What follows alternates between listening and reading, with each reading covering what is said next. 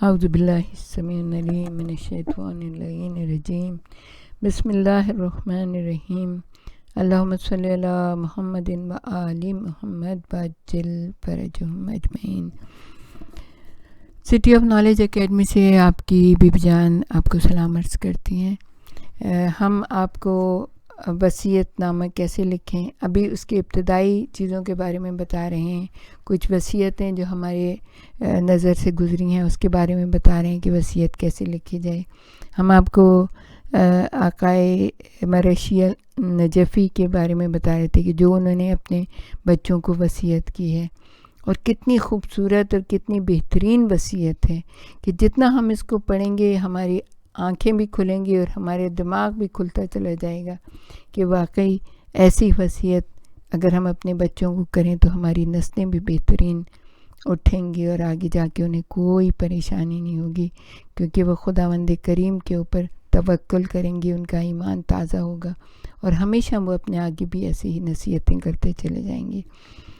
پھر آپ نے ایک جگہ اور فرمایا ایک نصیحت میں اسے قرآن کریم اور احادیث شریف کے پڑھنے پڑھانے کی وصیت کرتا ہوں، بے شک یہ چیزیں دل کے امراض کے لیے شفا اور باطن کو منور کرنے والی ہیں۔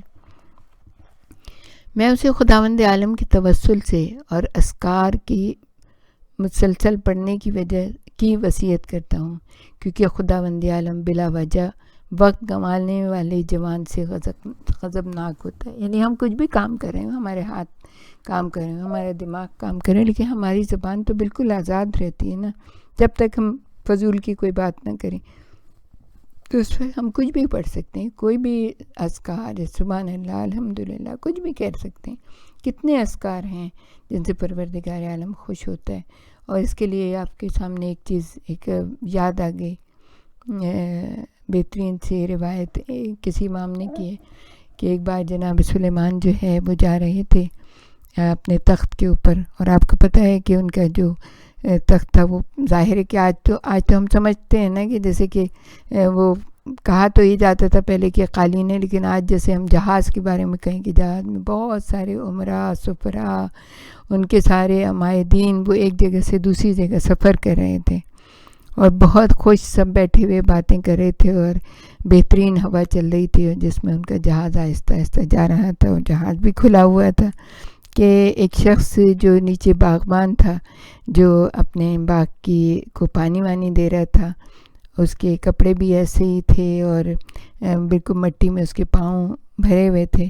اس نے جب اوپر جاتے ہوئے دیکھا جناب سلیمان کو اپنے لاؤ لشکر سمیت اڑتے ہوئے دیکھا، تو اس نے کہا ایک جملہ کہا، اور یہ کہا کہ سبحان اللہ، پروردگار عالم نے آل داؤد کو کیا مرتبہ بخشے۔ بس یہ سننا تھا۔ پروردگار عالم کی طرف سے جبریل امین نازل ہوئے، نبی کے اوپر بعد تحفہ درود و سلام کے کہا کہ اے نبی اللہ، پروردگار عالم ارشاد فرماتا ہے کہ تمہارے اس تمام سلطنت، تمہارے اس تمام جاہ و جلال اور تمہاری اس تمام عظمتوں تمہاری اس تمام عظمتوں کے مقابلے میں ہمیں اس غریب شخص کا ایک بار سبحان اللہ کہنا بہت پسند آیا ہے۔ یعنی اس نے دل سے کہا کہ سبحان اللہ، کہ اپنے لیے تو سب کہہ دیتے ہیں لیکن دوسرے کے لیے کہنا سبحان اللہ، پروردگار عالم نے آل داؤد کو کیا مرتبہ بخشا ہے، اللہ کو بہت پسند ہے۔ چھوٹے چھوٹے ذکر کرتے رہے ہیں، اپنی زبان کو اللہ کے ذکر سے مسلسل اپنا عطر بیس کرتے رہیں۔ تو اس کے بعد آپ نے کہا کہ میں تمہیں قرآن شریف کے پڑھنے اور ذکر و اذکار کرنے کی وصیت کرتا ہوں، کیونکہ خداوند عالم بلا وجہ وقت کمانے والے جوان سے غضبناک ہوتا ہے۔ پھر کہا کہ میں اسے فضول وقت صرف کرنے اور اپنی عمر عزیز کے بے معنی کاموں میں گنوانے سے پرہیز کی وصیت کرتا ہوں۔ میں اسے نصف شب اور صبح و شام استغفار کی وصیت کرتا ہوں۔ دیکھیں یہ تو قرآن کی آیتیں یہ ساری کی ساری کتنے خوبصورت انداز میں پروردگار عالم کہتے ہیں وہ لوگ ہیں، کتنے عظیم ہیں وہ لوگ پروردگار عالم کی نگاہ میں، جب وہ کہتا ہے کہ وہ وقت سحر استغفار کرتے ہیں، کتنے عظیم ہے. تو وہی انہوں نے وصیت کی. میں اسے اپنے تربیت کردہ متقی اور پرہیزگار شاگردوں کے حق میں حسن سلوک کی وصیت کرتا ہوں. جس نے میرے لیے بھلائی کی اس نے میری مدد کی. میں اسے وصیت کرتا ہوں کہ مجھے ائمہ کرام، ان کے فرزندوں کے مزارات اور حج اور عمرے کے مناسک میں دعائے خیر سے فراموش نہ کریں. اور یہ اتنی خوبصورت دعا ہے کہ آپ ہر ایک کو کہہ سکتے ہیں، اپنے ہر عزیز و رشتہ دار کو، کہ جب بھی وہ کوئی نیکی کا کام کرے تو مجھے بھی اس میں شامل کر دے. اور اس کے لیے ہم آپ کو ایک چھوٹی سی چیز اور بتا دیں گے. چیزیں تو یہاں پہ یاد آتی رہتی ہیں، ٹائم زیادہ ہوتا چلا جاتا ہے. وہ یہ ہے کہ جیسے آپ نے وضو کیا تو وضو کے لیے جیسے وضو کیا تو وضو کرنے کا علیحدہ ثواب ہے، اور وضو کو نہ پوچھنے کا ایک علیحدہ ثواب ہوتا ہے. کہ جیسے ہم فٹافٹ آگے پہنچ لیتے ہیں نا، تو اگر ہم نہیں پہنچیں گے تو اس کا ایک علیحدہ ثواب ہوتا ہے. اور سردی میں ذرا زیادہ مشکل ہوتا ہے، گرمی میں تو خیر خود ہی خشک ہو جاتا ہے. تو جیسے ہم نے وضو کیا، بہت ہی بہترین طریقے سے وضو کیا، اور اس کے بعد ہم نے اس وضو کو ائمہ طاہر میں سے مثال کے طور پہ بی بی زینب کو ہدیہ کر دیا، بی بی ام کلثوم کو، جناب فاطمہ، تو ذرا کسی کو بھی کسی وقت ہدیہ کر دیں. لیکن اس کے نہ پوچھنے کا بھی ایک ثواب ہوتا ہے. وہ آپ اپنے والدین میں سے کسی کا نام لے کے کہ میری والدہ تک اس کا ثواب پہنچے، یا میرے کسی بہن بھائی کو، یا جس کو بھی آپ چاہیں، یا میرے کسی دوست یا باپ کو اس کا ثواب. اللہ تعالیٰ دونوں کو بے انتہا اجر و ثواب دے گا، اور آپ کے اعضائے وضو ہیں ان کو نورانی کر دے گا پروردگار. تو چھوٹی چھوٹی باتیں، لیکن یہ ہے کہ یہ اگر ہم کریں، اپنے چاہنے والوں کو، محبت کرنے والوں کو بتائیں. ہم بہت ساری چیزیں بتاتے ہیں، بہت ساری انہیں نصیحت کرتے ہیں، بلکہ آج کل تو خیر نصیحت بھی نہیں کیا جاتا کسی کو.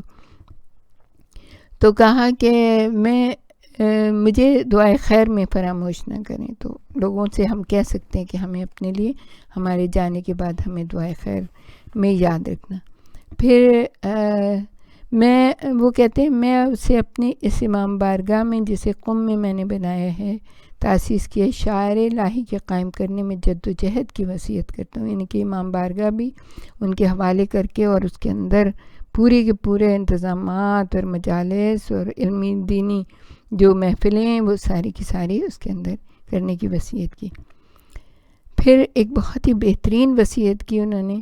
وصیت کا نمبر ہے 25ویں نمبر کی وصیت.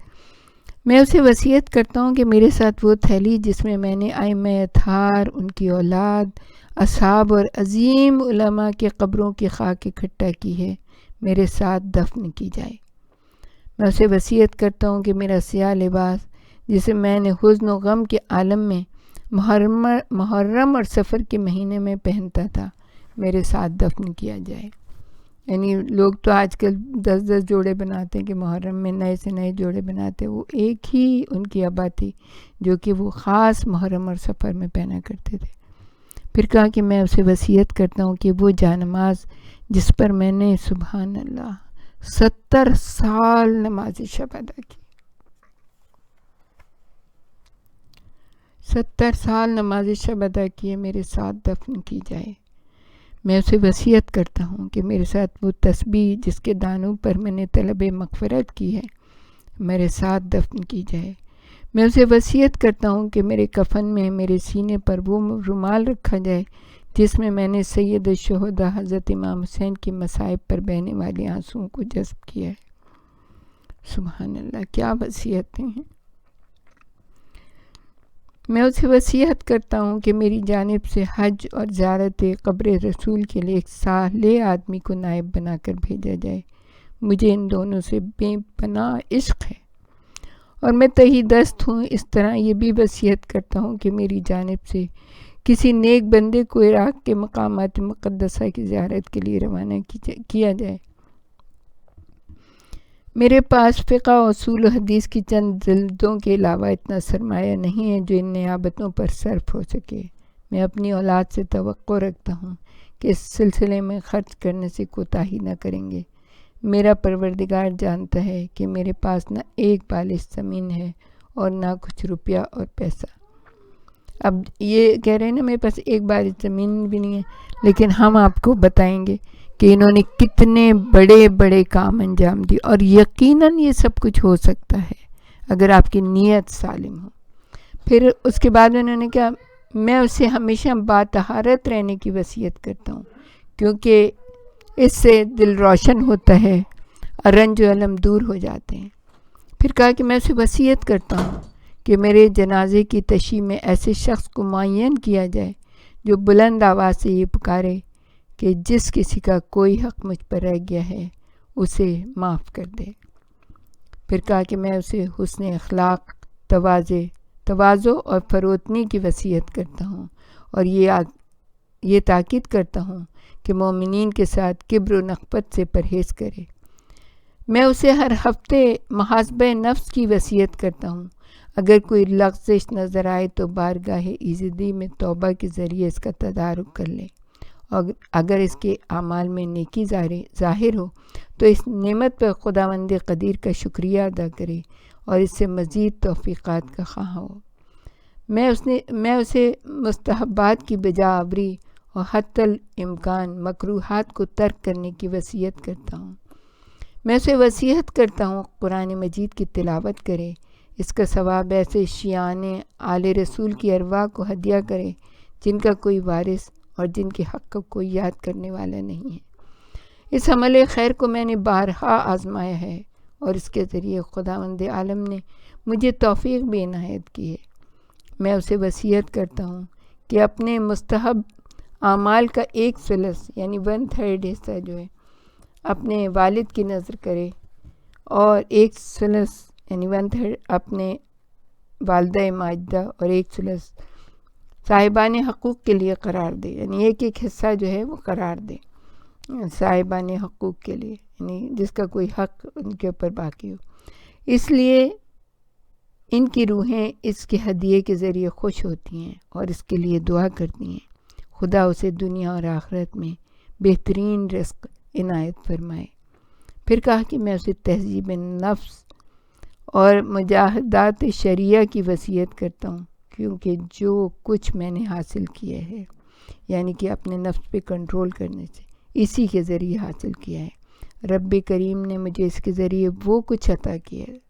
آپ سوچئے وہ کہہ رہے ہیں، یہ وہ ہستی خود کہہ رہی ہیں کہ جس کے مجھے وہ کچھ عطا کیا ہے جسے سننے سے کان عاجز ہیں اور زمانے کی آنکھیں دیکھنے سے قاصر ہیں۔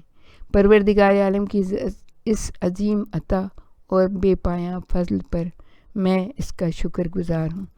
اب دیکھیں نا قرآن حکیم کیا کہہ رہے ہیں کہ جنت میں وہ ایسی چیزیں دیکھیں گے نہ ان کی آنکھوں نے کبھی دیکھی ہوں گی، نہ کسی آنکھ نے کبھی دیکھی ہوگی، نہ کسی کان نے کبھی سنی ہوگی۔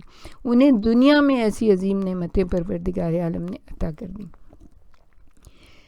اے میرے فرزند، میں نے اس کی بعض اسرار یعنی کہ کیا کچھ ہے اپنی کتاب صلاۃ الحزی میں بیان کیے ہیں۔ پھر اپنے بیٹے سے کہتے ہیں کہ میں آپ کو محرمات سے دور، شکوک و شبہات سے اجتناب اور احتیاط پر عمل کرنے کی وصیت کرتا ہوں۔ میں اپنے اساتذہ، برادران دینی اور اہل بیت اطہار سے محبت کرنے والے تمام علماء و فاضل کو اجازت دی ہے کہ وہ ان تمام باتوں کو میری طرف سے روایت کریں جسے میں نے اپنے رسالے میں درج کر دیا ہے۔ اب میرے چل چلاؤ کا وقت قریب آ چکا ہے۔ اس وصیت نامے کو ابو المعالی شہاب الدین الحسینی المرشی نے صبح پنجشنبہ کو حرم ائمہ اطہار آشیانہ آل محمد مشہد کریمہ اہل بیت حضرت معصومہ قم مقدس میں تحریر کیا۔ بتا رہے ہیں کیونکہ ٹائم بھی لکھنا ہوتا ہے، جگہ بھی اگر آپ لکھیں تو بہت ہی اچھی بات ہے۔ اب جنہوں نے، ہم آپ کو اگلی ویڈیو میں یہ بتائیں گے کہ جن کے پاس نہ ایک بالش زمین تھی نہ ان کے پاس کوئی پیسہ تھا، انہیں کیا کیا بڑے بڑے کام کیے، اور ہمیں یہ پتہ ہے کہ اگر آپ کے پاس صرف جذبہ ہو، آپ کو محبت ہو، آپ اللہ کی راہ میں کچھ کرنا چاہیں تو آپ بہت بڑے بڑے کام کر سکتے ہیں۔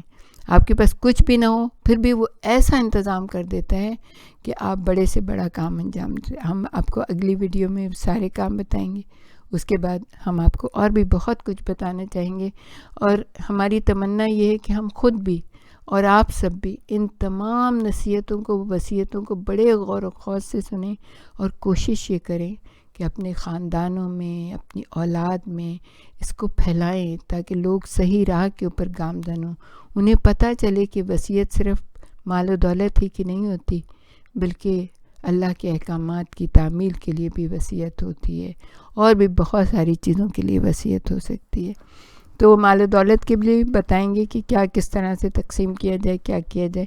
ابھی تو ہم اس ویڈیو میں، نیکسٹ ویڈیو میں آپ کو یہ بتائیں گے کہ جن کے پاس کچھ نہیں تھا انہوں نے کیا کیا بڑے بڑے کام کیے۔ وآخر دعوانا ان الحمد للہ رب العالمین۔